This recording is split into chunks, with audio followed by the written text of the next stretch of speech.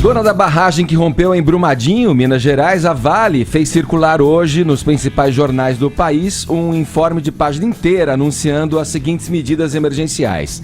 Doação imediata de R$100 mil para cada família com vítima.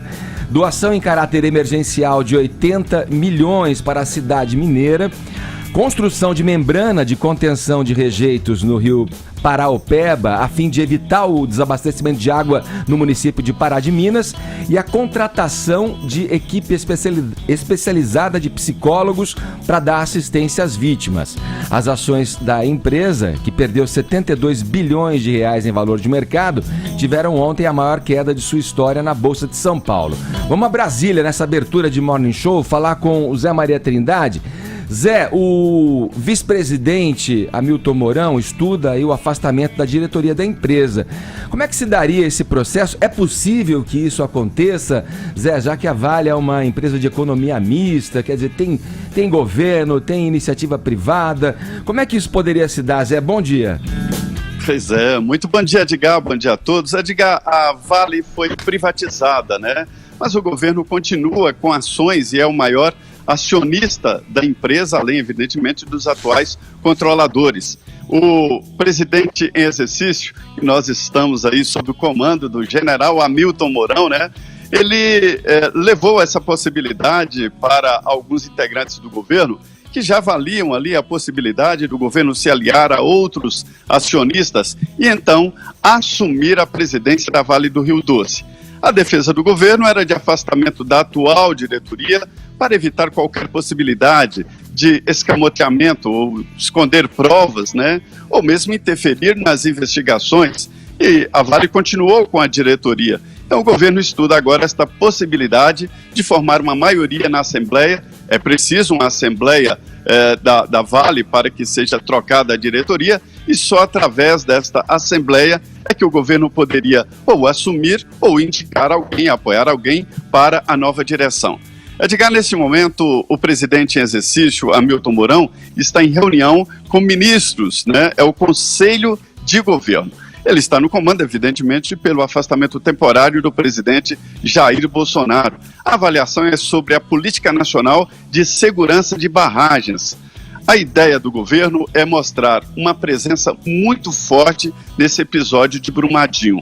E a determinação aí é de que todos os ministros devem participar, cada um na sua área, mas alguns de uma maneira muito mais forte, como o do meio ambiente e também do desenvolvimento regional. O Gustavo Canuto, do desenvolvimento regional, já mostrou aí a obrigação do governo de propor mudanças neste controle das barragens. Além disso, uma fiscalização com a prioridade total nas barragens com dano potencial.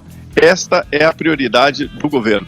O interessante, Edgar, é que o governo Jair Bolsonaro já reduz ali as críticas sobre o início do governo ali, sobre o que seria uma fábrica de multas, excesso de fiscais. Aí a gente vê que neste caso não há excesso de multa e nem excesso de fiscais, né? E aí o governo já está dizendo de que esta posição mais branda seria para a agropecuária e para projetos que não possam provocar danos desta natureza. Mas já é uma mudança. Deixa eu estender esse papo envolvendo aí essa questão do afastamento ou não da presidência, do conselho diretor da Vale, aqui com o Caio no estúdio, o Trindade. Em função dessa fala, mais especificamente dessa fala do advogado Sérgio Bermudes sobre a tragédia em Brumadinho. Ele disse que a Vale não enxerga, palavras dele aí, enxerga razões determinantes de sua responsabilidade e que por isso a diretoria da empresa não se afastaria do seu comando em hipótese alguma. Em nota divulgada ontem, a própria Vale afirma que não reconhece as declarações feitas pelo advogado. E aí, Caio, é uma fala que pegou mal a princípio, a ponto da empresa já de cara já fazer um desmentido aí da história, e você como advogado pode falar dessa atuação. Ele falou, na verdade, imagino eu, mais pelo ímpeto ali da pessoa física do que como advogado da empresa. O doutor Sérgio Bermudes aí, ele foi pego de calças curtas fazendo o advogado do diabo. A Vale a Vale o desautorizou porque já ensinava Sun Tzu na Arte da Guerra que a defesa ela muda conforme o campo de batalha. E nós estamos falando aqui de arenas distintas, Edgar. Você tem as cortes judiciais, o mercado financeiro e a opinião pública. Olha só a diferença da declaração na entrevista coletiva do diretor executivo de finanças e relações com investidores. Olha o que ele fala. A Vale fará uma, abre aspas, doação emergencial de R$100 mil para cada família das vítimas fatais da tragédia. Tá? Outra fala dele. A Vale contratou uma equipe de psicólogos especializada em tratamento de, abre aspas, vítimas de catástrofes. Presta atenção nessa linguagem minuciosamente selecionada. A gente está falando doação emergencial e não em pagamento de indenização. E depois ele fala vítimas de catástrofes e não vítima de crime, né? Ao contrário do que pressupõe aí a nossa hashtag, muito boa por sinal, Paulinha. Tenho certeza que cadeia neles vai entrar nos trendings. Vamos voltar para a fala do Bermudes, abrindo aspas então para o advogado. A Vale não vê responsabilidade, nem por dolo, que é infração intencional da lei, nem por culpa, que é infração da lei por imperícia, imprudência ou negligência. Ela atribuiu o acontecido a um caso fortuito que ela ainda está apurando. Vamos lá, caso fortuito e força maior, elas trazem a noção de fatos que fogem ao controle humano e que são inevitáveis. A gente falou dessa inevitabilidade aqui ontem. Então, por exemplo, seria um fenômeno natural, como um abalo sísmico, né? um terremoto, coisa do tipo.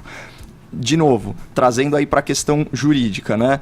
Já aprendemos ontem com o grande civilista Silvio Venosa. Ele fala que aquele que obtém vantagem econômica tem dever de indenização em função da sua atividade, independentemente de culpa. Isso é o que a gente falou ontem sobre a responsabilidade civil objetiva baseada na teoria do risco. O único fator que pode mitigar um pouco, atenuar essa responsabilidade, seria justamente a hipótese de caso fortuito ou força maior. Então é legal a gente destacar que a gente telegrafou isso para o ouvinte ontem na análise, quando a gente disse que o ponto focal é a questão da responsabilidade, discussões sobre a responsabilidade. E essa fala do advogado Bermudes já sinalizou a estratégia jurídica deles, que vai vamos dizer assim, em sentido oposto à estratégia de relações públicas.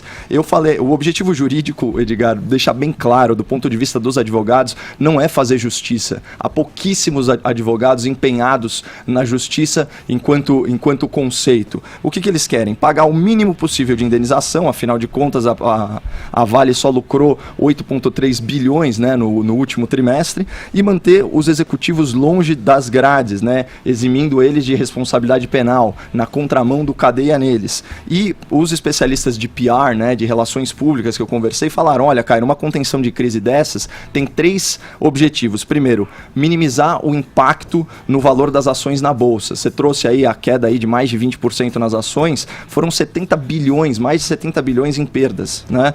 Também satisfazer os anseios da opinião pública e finalmente preservar a reputação dos altos executivos, né? Essa é a missão do pessoal de relações públicas. O que a Vale não contava? Com uma externalidade, que é a seguinte: a postura proativa do governo federal e o combate à impunidade como política de Estado. Isso é uma novidade. Você tem aí a união de 3 poderes: o executivo, né, o judiciário e a mídia, como quarto poder aí no Estado democrático de direito.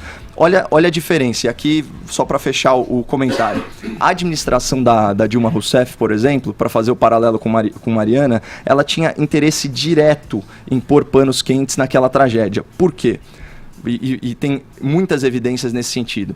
Ela leva 3 dias para se manifestar sobre o ocorrido e leva mais de 1 semana para comparecer ao local da tragédia, fazendo o cálculo político, né, para ver se a história ia crescer ou se ela ia arrefecer. As agências reguladoras, né, em toda a gestão lulopetista, elas eram loteadas. Quem assistiu hoje o Jornal da Manhã viu o professor Marco Antônio Villa e o professor Augusto Nunes discorrerem sobre a Agência Nacional das Águas como um daqueles casos dos bebês de Rosemary. Para quem não sabe, Rosemary Noronha, ex-chefe do gabinete presidencial do Lula e amante dele, inclusive. Então, ela era loteada com base em indicações da Rosemary. E as empresas controladas pela Vale, como a MBR, fizeram doações milionárias para a campanha da Dilma Rousseff em 2014. Aquelas que legalmente custaram 350 milhões, mas segundo a delação do Palocci, ultrapassou R$1 bilhão. Outra coisa, a gestão Dilma, ela reestatizou a Vale, como já sinalizou aí o Zé Maria Trindade. Então, ela tira o CEO que levou a Vale para uma condição de protagonismo mundial, né, que era o Roger Agnelli, já falecido, e ela começou a controlar o conselho via fundos de pensão e BNDES. É por isso que a gente fala que a Vale é uma paraestatal com capital ainda não pulverizado. Então, esse é o contexto, isso que mudou, e tomara mesmo que essa externalidade reflita, como já está refletindo, para que esse não seja mais um caso de impunidade no Brasil. Ô Zé, desse panorama que a gente vê dessa tragédia aí, não podemos esquecer que temos à frente o ministro do Meio Ambiente, que tem o pedido do Ministério Público aí de afastamento em primeira instância por questão relacionada quando era secretário do Meio Ambiente de Geraldo Alckmin aí, quer dizer, mexer em mapas da USP ali na chamada várzea do Tietê para favorecimento inclusive de uma empresa mineradora, né? Quer dizer, a situação não é fácil. Condenado. É o seguinte, ele já recuou. Fica muito claro aí, no último discurso do governo, de que essa história de excesso de multas e tal, que era o discurso inicial, né, e muitos fiscais e tal, isso não é verdade quando se trata deste setor. Então a ideia é focar agora essa liberalidade em outros projetos de agropecuária, né, de construção de barragens e tal. Olha, Caio, quando eu assisti aí o discurso da direção da Vale, eu fiquei muito certo de que a defesa da Vale será em duas frentes, como você citou aí a arte da guerra, né? Porque muda o campo de batalha. Uma é a defesa jurídica e outra é a defesa de imagem, a doação do dinheiro imediatamente. Isso é doação, não é uma indenização. A indenização será muito maior, né? Isso aí é uma estratégia de luta no campo de relações públicas e de imagem. A imagem da empresa está sob risco. Por outro lado, a defesa jurídica é de que a Vale cumpriu todos os trâmites legais e a atual legislação, e admitir que se trata de uma legislação frouxa e que poderia ir adiante. Quanto à responsabilidade, eu me lembro muito bem desse debate, quanto à formulação do Código de Defesa do Consumidor, que é a chamada responsabilização sem culpa. A origem disso foi lá atrás, quando o trem era tocado a carvão e botava fogo em canaviais, aí a rede ferroviária dizia que não tinha culpa, e não tinha culpa, mas tinha responsabilidade. Então, é o mesmo caso que será aplicado aí na Vale, né? É a responsabilização sem culpa. Ela é responsável. E, por outro lado, você está certíssimo. Foi cercado aí, foi fechado o cerco, Ministério Público do Trabalho entrou, a Procuradoria-Geral da República, a Advocacia-Geral da União e o próprio governo. Quer dizer, há dificuldade, não há aquele debate de Mariana de se a Vale fechar, Mariana quebra. Uma empresa dessa, eu sou mineiro, convivi de perto com cidades assim, vivem em torno da empresa. É o caso, por exemplo, de uma cidade famosa, cidade do Drummond, que é Itabira.